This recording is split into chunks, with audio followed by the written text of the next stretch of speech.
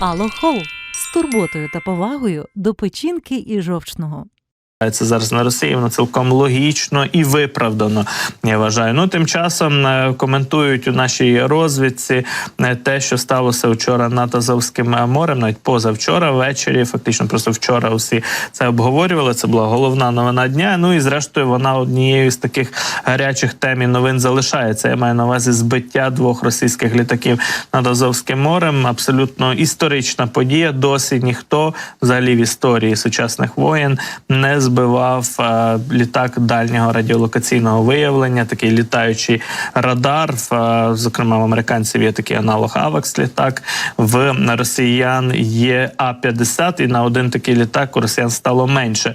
Досі тривають дискусії, скільки таких літаків у робочому стані в Росії зараз є. Кирило Буданов для Financial Times, для західного видання взагалі взяв по максимуму. Сказав, що у Росії в тих чи інших модифікаціях таких літаків було 9, відповідно стало 8 у робочому стані. Однак, як, наприклад, ЄСВ, Інститут вивчення війни, пише, на їхню думку, росіян в робочому стані таких літаків менше, насправді. Тобто є літаки, які підтримують там їхні системи життєзабезпечення і працездатності, роботоздатності, але вони фактично перебувають в глибокому резерві на аеродромах російських і активно не літають.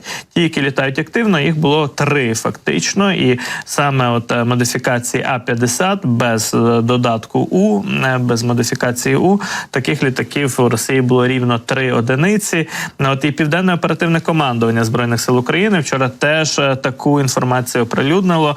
За заявами наших військових, до цього удару вчора над Азовським морем, позавчора, уточню, Росія мала на озброєнні лише 3 літаки А-50 із 6, які перебували на озброєнні. Тобто ще 3 – це фактично такий глибокий запас, лава запасних, які ще треба відповідно довести до стану боєготовності, якраз виконання бойових місій, завдань, патрулювання неба і так далі. Тож це дуже чутлива втрата для росіян, але також усі військові акцентують на тому, що ще важливішою, ще чутливішою є втрата екіпажу. І взагалі кажуть, що такі от фахівці, спеціалісти, які літали на цьому А-50 літаку, вони це поштучні, абсолютно дефіцитні, скажімо так, людські кадри, яких у Росії багато немає. Ну, зрештою, побачимо, як знищення цього літака вплине на можливість росіян взагалі контролювати небо над півднем України і в районі Кримського півострова. Кирило Буданов якраз для Financial Times заявив наступне. А-50 був збитий і вибухнув у небі. Іл-22 сильно пошкодили, але, на жаль, для нас йому вдалося здійснити аварійну посадку в Анапі. І, відповідно, знищення цих літаків, пошкодження і знищення А-50 суттєво вплине на можливість росіян підтримувати зв'язок у небі і контролювати небо, власне, над окупованими територіями України і над прифронтовими територіями. Ми бачимо інший ракурс. Вже вчора з'являлися додаткові фото, як виглядає хвостова частина літака Іл-22, який приземлився в аеропорту Анапи після якраз ураження зенітною ракетою. Фактично робоча версія, така найбільш поширена, яку підтримують українські авіаційні експерти, вона полягає в тому, що вдалося саме із установок Петріот уразити цей літак. Однак є й інші версії. Відповідно, вчора з'являлися також аналітичні матеріали, які полягають в тому, що українська сторона, українські військові, повітряні сили, сили ППО використовували також такі комбіновані фактично платформи, установки, комплекси для ураження російських літаків над Азовським морем. Ну, от, зокрема, бачимо від однієї з аналітичних платформ Vanguard фактично версію про те, що були використані якраз платформи із ракетами С-300. Ми знаємо, що українські військові фактично вже створюють такі гібридні системи ППО із застосуванням саме західних платформ, західних пускових установок, мається на увазі, від Iris-T, від тих же Петріотів, які надають нам західні партнери, але також, власне кажучи, використовують інші боєприпаси. Або ж навпаки, використовують пускові установки від С-300, С-400, яких у нас є предостатньо, і в разі того, коли вичерпуються боєприпаси, до цих платформ використовують боєприпаси західного зразка.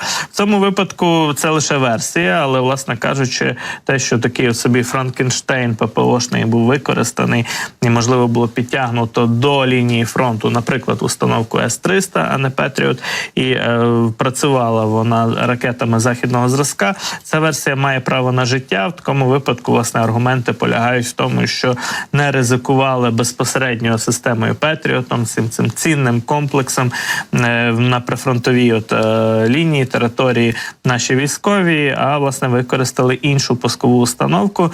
Ну і також посилаються, власне, автори цієї версії на те, що є перехоплення з російської сторони, які їхні льотчики, їхні пілоти свідчили про те, що вони бачать саме установки С-300, розташовані поруч з лінією фронту. Про Петріоти мови не йшло. Ну, зрештою, росіяни могли і прогавити Петріот, скажімо, там на Оріхівському напрямку чи в інших районах. Це вже зараз ключової якоїсь ролі не грає. Важливо те, що ця операція блискуче вдалася. Її деталі, звісно, що офіційно наше командування повітряних сил найближчим часом не буде розголошувати, оскільки ця інформація допоможе ворогу.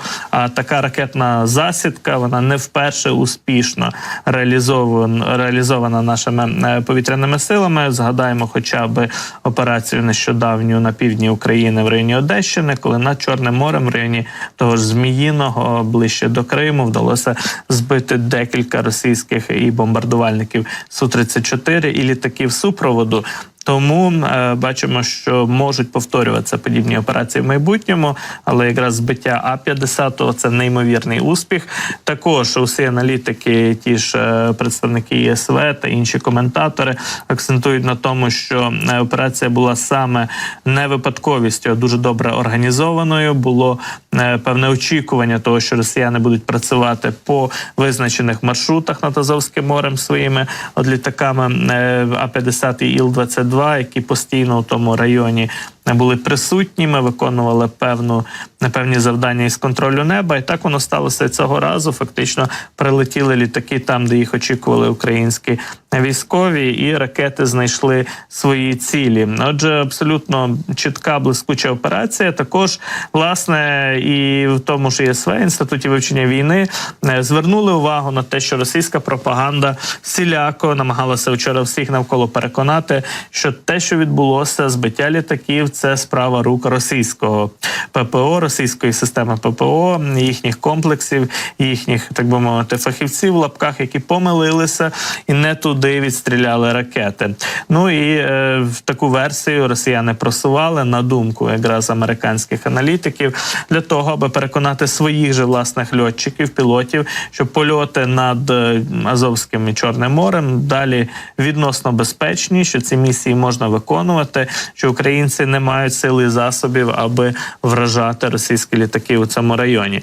Чи така версія спрацює? Навряд чи, але принаймні це була та соломинка, за яку російська пропаганда вчора хапалася, очевидно, з подачі Генштабу, Кремля і тих, хто такі методички розсилав. Така качка, на думку росіян, мала врятувати їх же самих, їхню репутацію, і принаймні наскільки це можливо у тих катастрофічних умовах от фіаско втрати літаків і пропуску цього удару ракетного з боку України. Тому наполягали на тому, що причиною інциденту була людська помилка, яка далі не повториться, будуть зроблені висновки і так далі. Але от якраз підсумовують аналітики ЄСВ, що незрозуміло в такому разі, чому російські льотчики мають почуватися комфортніше з думкою про те, що їхні ж наземні засоби протиповітряної оборони настільки некомпетентні, що збивають свої літаки. Причому це відбувається не вперше. Цей епізод ми виносимо за дужки. Тут, очевидно, є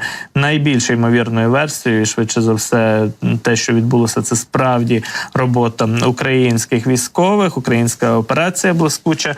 Але попередні випадки, такі підтверджені збиття на російських літаків своїми ж системами ППО, вони існують, вони справді відбувалися. Йшлося про поодинокі збиття, не парами, не групами літаків, що свідчить про те, що це вже операція іншої сторони. Так, випадковість, коли збивають там 3-4 літаки, вона мало допустима, мало ймовірна.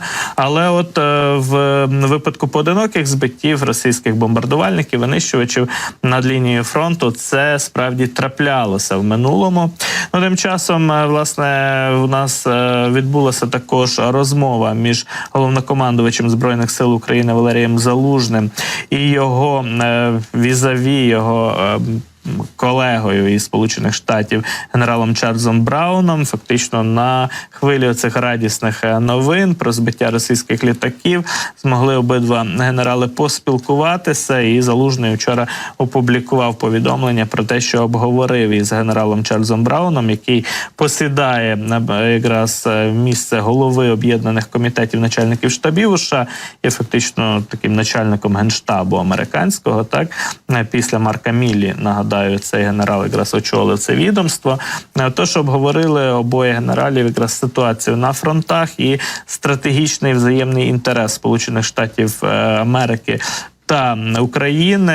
Якраз проінформував генерал Залужний свого американського колегу детально про перебіг боїв на фронті, про те, як складається ситуація на окремих ділянках фронту, а вона стає все більш напруженою. Ми це бачимо і по звітах нашого генштабу, по деталях того, як розвиваються бойові дії в районі Авдіївки, в районі якраз Куп'янська, Слобожанщини. І також Залужний акцентував на тому, що є питання, які становлять взаємний стратегічний інтерес США та України, і на них теж певний акцент у цій розмові було зроблено. Подякував генералу Брауну та всьому американському народу за всебічну підтримку України. Генерал Залужний за підтримку у боротьбі із російським агресором.